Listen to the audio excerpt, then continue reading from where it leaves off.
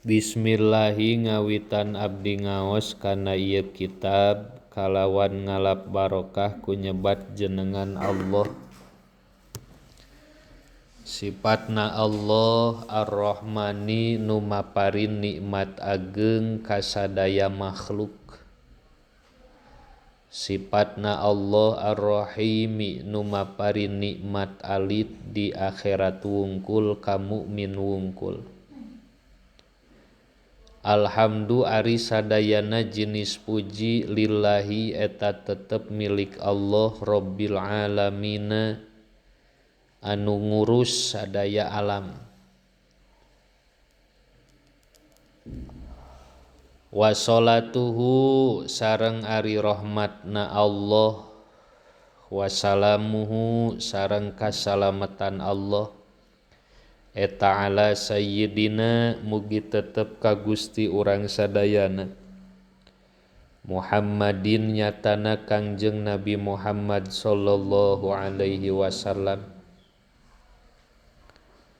asyrafil mursalina anu pang mulyana ti pirang-pirang utusan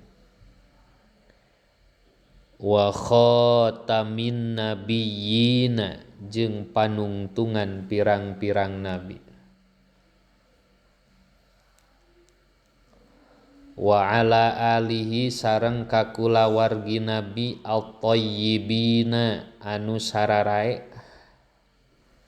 make at-thayyibin sabab aya nu ngamaknaan ali teh itba'uhu walau usotan nu disebut ali nabi teh sadaya pengikut nabi walau usotan sok sanajan pernah maksiat tiga urang meureun kitu berarti urang oge ceuk makna eta mah kaasup ali nabi tapi eta mah ba'id jauh gitu makana di dieu ali teh disipatan at-thayyibina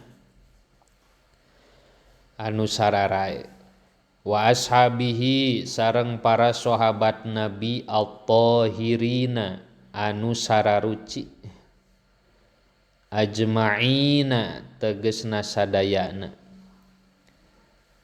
jumlahan para sahabat sami sareng jumlahan para nabi sami sareng jumlahan para wali dina setiap kurun zaman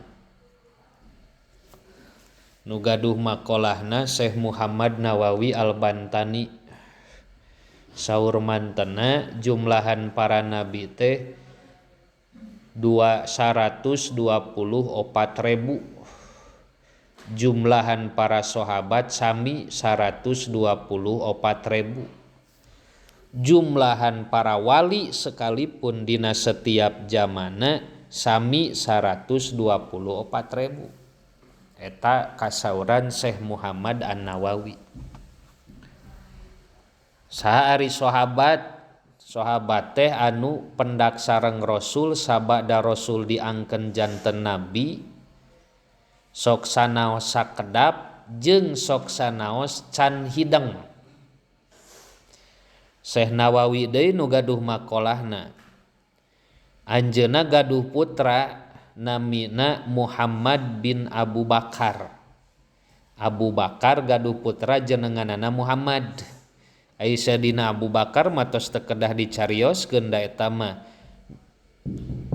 sahabat Rasul ti golongan sepuh anu pangheulana lebet Islam.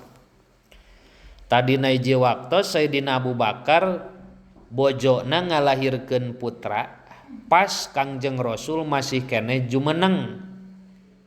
Yuswa murang kalih dugi kawafat Rasul teh ukur 3 bulan 3 poe. Eta budak Sayyidina Abu Bakar ge cenah direken sahabat gitu.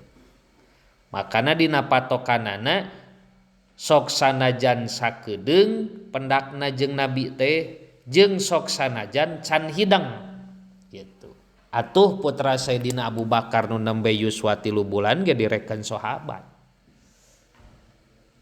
Eta kasauran Syekh Nawawi.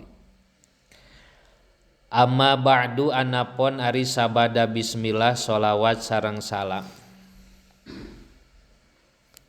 Faqadruwiya mangka nyata diriwayatkeun an Aisyata katampi ti Siti Aisyah radhiyallahu anha an Rasulillahi katampi ti Kangjeng Rasulullah sallallahu alaihi wasallam hakul waladi ari hakna budak ala walidihi ka kolotna ieu walad budak walid kolot ayusina ari yen ngaluskeun ieu walid ismahu kana jenengan walad sing alus ngaran budak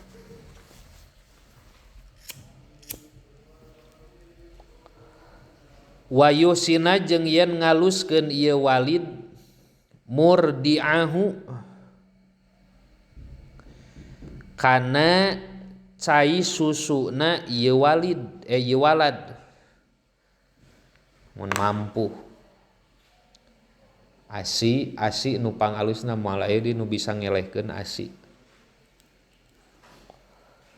wayusina jeung ngaluskeun ieu si walid adabahu kana tata kramana ieu walad dina akhir hadis nu jadi garis bawah keur ieu kitab sabab teu beda jauh eusina jiga ta'limul muta'allim eusina teh gitu ngurus tata krama seorang santri jeung seorang kiai termasuk ahli ilmu jeung tempat ilmu.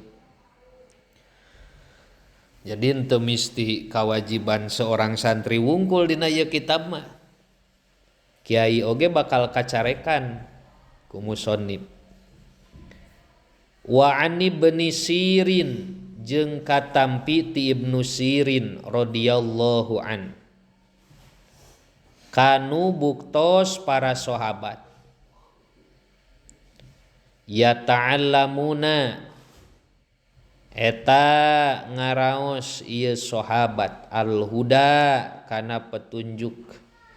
Naon huda di dinya wal huda yutlaku ala tauhidi wa taqdisi kahandapna. Huda di dinya eusina ilmu tauhid. Para sahabat ngaji ilmu tauhid kama sapertos perkara.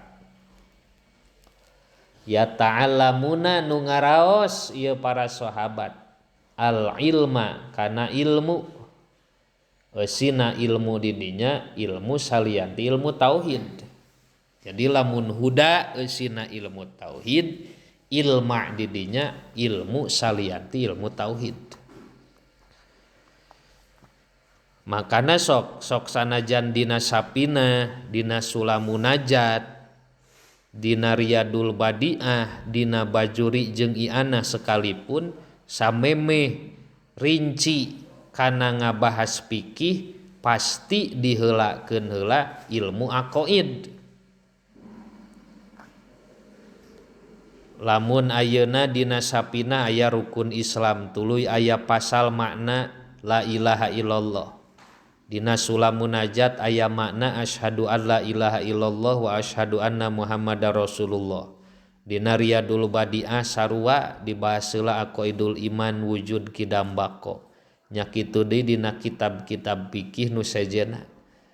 Tah.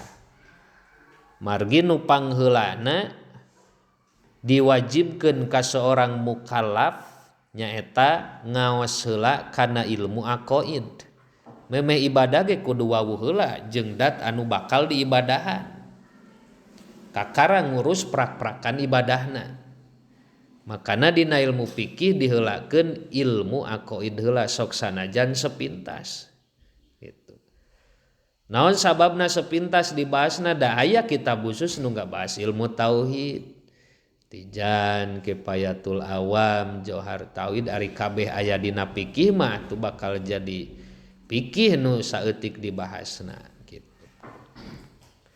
Wa anil Hasanil Basri jeung katampi ti Hasan Basri radhiyallahu an. Qala Hasan Basri anna Rasulullah sallallahu alaihi wasallam sayaktosna Kangjeng Rasul huwa ari Rasul teh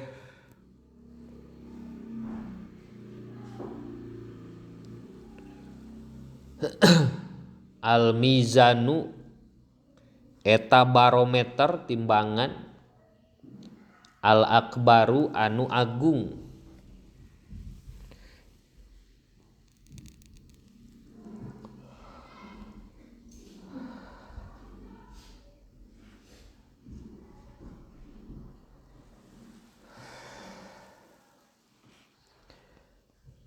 Wa alaihi jeung kakang jeung Rasul tu'radu diasongkeun naon al asya'u pirang-pirang perkara ala khulqihi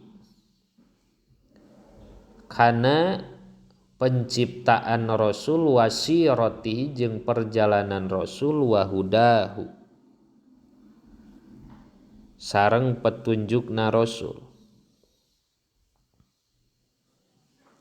Pama mangka ari perkara wapako anu metukan nu mantesan nu metukan ieu emak ha kana ieu asya pahuwa mangka ari emak al haqqu eta bener.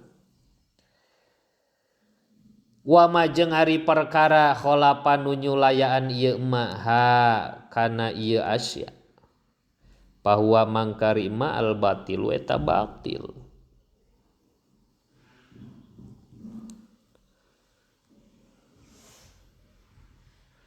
Wa an Jabib jeung katampi ti Jabib bin Syahid qala Jabib libnihi kaputrana ieu Jabib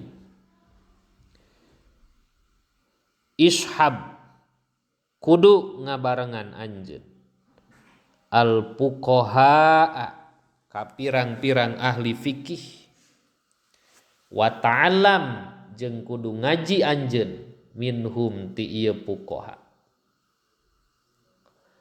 adabahum kana tata kramana ieu fuqaha pa inna zalika mangka sanyana ieu ashabil fuqaha ahabu eta leuwih dipikaresep ilaya mungguh kuring ceuk Jabib Habib eta teh nya lain Jabib min kasirin tinimbang kaseseueuran minal hadisi tina hadis.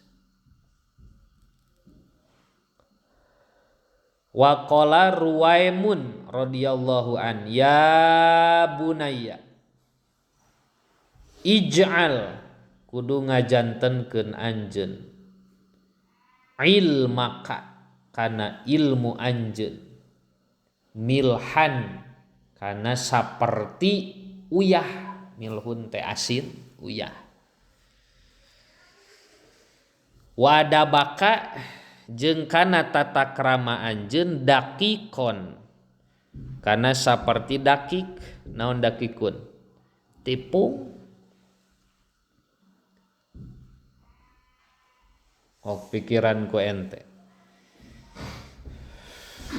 ilmu kudu saperti jiga uyah diputuhkeun dina naon oge ku ente tanyakeun sok ka tukang sirop sekalipun anu rasana amis cadu tah lamun teu make uyah make uyah nu kitu ge dina sagala rupi tuangeun ampir sadayana memerlukan. Artina geus boga ilmu mah rek di mana wae rek jeung nu kumaha wae rek keur situasi naon wae pasti bisa nyanghareup. Ngantong hilap aya nu disebut adab. Ngan tetep moal apal tata krama lamun teu apal ilmuna heula. Jadi aya bahasa al adabu pauqal ilmi teh ilmu heula anggar nu dipimilik mah. Darek ti mana apal sopan santun lamun teu apal ilmuna. Mantak apal sopan santun ge berarti nyaho kana ilmu sopan santun atuh cindekna ilmu nu ti heula. ngan sanggeus boga ilmu kade tata keramana dijaga.